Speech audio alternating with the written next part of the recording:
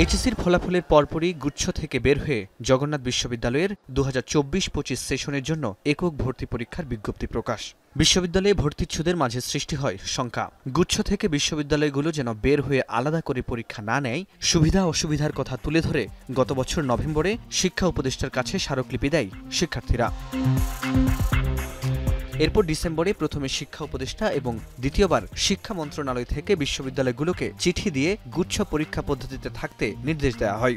একে একে গুচ্ছ থেকে বের হয়ে আলাদা করে ভর্তি পরীক্ষার বিজ্ঞপ্তি দেয় শাহজালাল বিজ্ঞান ও প্রযুক্তি বিশ্ববিদ্যালয়, খুলনা বিশ্ববিদ্যালয় এবং কুমিল্লা বিশ্ববিদ্যালয়। কৃষিগুচ্ছ থাকলেও ভেঙে যায় প্রকৌশল গুচ্ছও। কিন্তু গুচ্ছ থেকে কেন বের হবার এই সিদ্ধান্ত? আমাদের তো বিশ্ববিদ্যালয়ে যে আইনে আছে, সে আইনে আমরা আমাদের যে একাডেমিক কাউন্সিল, এই একাডেমিক কাউন্সিল যেভাবে সিদ্ধান্ত নিয়েছে আমাদের আইনেই আছে, সেভাবে আমরা ভর্তির বিজ্ঞপ্তি দিয়েছিলাম। গুচ্ছ পদ্ধতির ফলে এক জেলা থেকে আরেক জেলায় গিয়ে ভর্তি পরীক্ষা দেওয়ার আর্থিক ও শারীরিক ভোগান্তি কমলেও দেখা দেয় নতুন সমস্যা। মাইগ্রেশন সহ ভর্তি প্রক্রিয়ার দীর্ঘসূত্রতা যেখানে স্পষ্ট হয়ে উঠেছে। কোনো কোনো বিশ্ববিদ্যালয়ে ২০২৩-২৪ শিক্ষাবর্ষের প্রথম কিংবা দ্বিতীয় সেমিস্টার শেষ হলেও এখনও শেষ হয়নি ওই সেশনের ভর্তি প্রক্রিয়া। সামনের গুচ্ছ পরীক্ষাতে কিভাবে লাঘব করা যায় আমরা সেই চিন্তা করতে পারি এবং ছাত্রছাত্রী এবং অভিভাবকদের যেন কোনো সমস্যায় পড়তে না হয়। এদিকে অন্তর্বর্তী সরকার দায়িত্ব নেয়ার পর সরকারি চাকরিতে আবেদন ফি পুনর্নির্ধারণ করে সর্বোচ্চ ২০০ টাকা করলেও দেশের পাবলিক বিশ্ববিদ্যালয়গুলোর ভর্তি পরীক্ষার আবেদন ফি এখনও অনেক বেশি।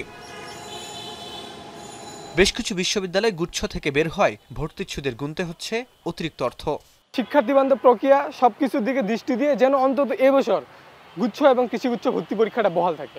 মেয়েদের অন্যান্য জেলায় গিয়ে যে পরীক্ষা দিতে হয়, এটা আমাদের জন্য আসলে খুবই একটা কষ্টকর বিষয়।